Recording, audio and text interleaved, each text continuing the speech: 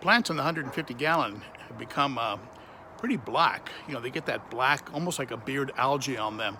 And the only way you can really fix that, apart from just scrubbing them like crazy, and still you don't get it all out, very often the only way you can fix that is to soak the plants with a very, very light bleach solution, like I'm doing right here. You can see that's a bleach solution. I'm just following the advice from my friends over at Elite Cichlids. They say the way to get it out is to use bleach. So I put a couple teaspoons of bleach in a 5-gallon bucket. I'm gonna let it sit overnight. Then I'm gonna drain it all out. Then I'm gonna let it sit again overnight in plain water with a little bit of prime.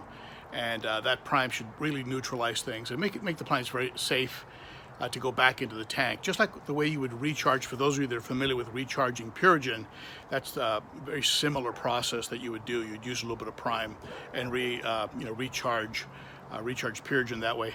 But in the meantime, I have a situation, the 100 gallon, that I might need to be a little bit worried about. And I'll show you what I mean.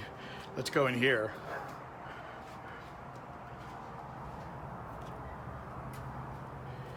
This is the side door to my bedroom, and this is where I have the 100 gallon. I gotta shut the door because the beagles will come in, try and be part of the video. But take a look here. This is the 150 gallon actually that you see behind me in my videos. And you can see here that the tank has no plants in it, where normally it would have plants on both sides. There's no plants in it at all. It is basically a bare tank, except for some of those rocks from Universal Rocks. So what I'm concerned about is that the fish have absolutely no place to hide. Change the exposure here for you. There you go. The fish have no place to hide, and where normally they would have hiding spots in plants, it's pretty much just bare right now. Now there are some folks on the internet, some folks on YouTube that like to keep cichlids in an open tank like this because they say there's nowhere for them to claim territory. There's no territories to claim, and they feel that makes them less aggressive. So we're certainly going to test that theory over the next day or two. And the only fish I'm really concerned about is this little Borlei here. It's Borlei quad, not the imperial, but this one right here. He tends to get harassed by the fire hap, so hopefully he's not going to get harassed too much. You can see right there, he's trying to chase him. The fire hap's pretty spectacular, but he's a bit of a jerk fish. I can't put the Borlei in the 100 because he's a bit too aggressive for that tank. I tried him in there once, so he's really kind of stuck here. And if he was to get really beat up, I'd probably have to move him into an isolation tank, like a quarantine tank. I do have the 30 gallon available if he was to get beaten up. So I don't know, what do you think? Should I be worried?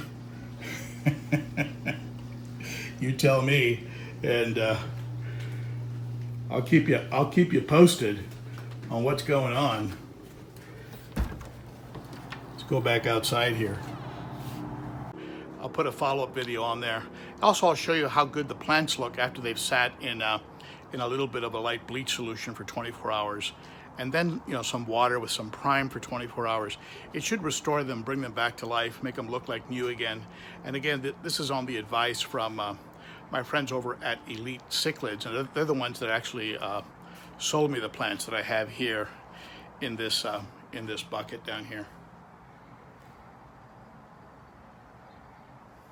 So that's it for me. Thank you so much for tuning in. Be sure to rate, comment, share, hit that bell, and if you haven't already, be sure to sub. I know about 70% of the people that watch my videos are not subbed, so if that's one of you, hit that bell. And I hope to see you on Saturday at the Cichlids and Coffee live stream. And it's a lot of fun. We get into some live conversations. I get to answer some of your comments directly. And that's it for me. Thank you for tuning in. It is appreciated. Bye-bye.